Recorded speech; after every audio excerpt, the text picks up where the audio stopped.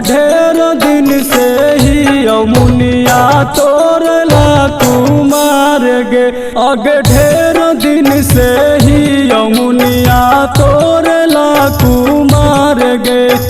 पहिले न जननी मुनिया हानि उड़न बाज गे। पहिले न जननी मुनिया हानि उड़न बाज गे।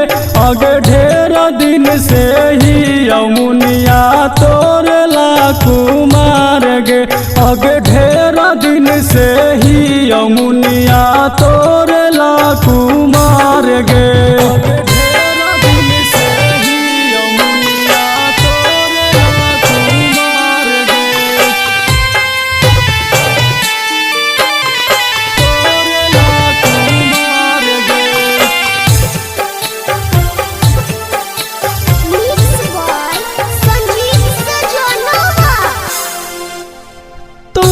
चलते खैलियो अपना बाप से बाड़ी मार गे। आज कैसे देनी हमारा नजर से बिसार गे। तोरे चलते खैलियो अपना बाप से बाड़ी मार गे। आज कैसे देनी हमारा नजर से बिसार गे।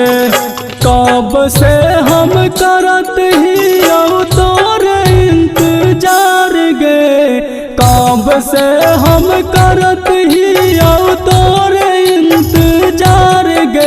अगे ढेर दिन से ही यमुनिया तोरला कुमार गे। अगे ढेर दिन से ही यमुनिया तोरला कुमार गे।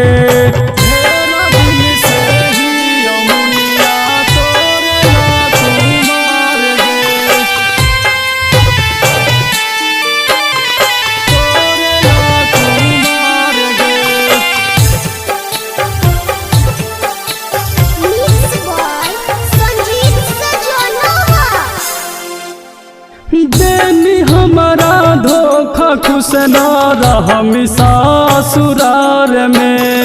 हो तो शादी बैठ जाइमी पियावा के कार में। देनी हमारा धोखा खुश न रहमी ससुरार में।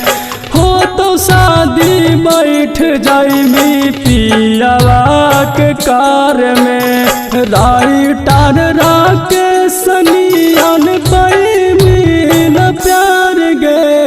राइटर राकेश नियन पैमीन प्यार गे। अगे ढेर दिन से ही यमुनिया तोरला कुमार गे। अगे ढेर दिन से ही यमुनिया तोरला कुमार गे। महाकाल रिकॉर्डिंग स्टूडियो बेलागंज गया।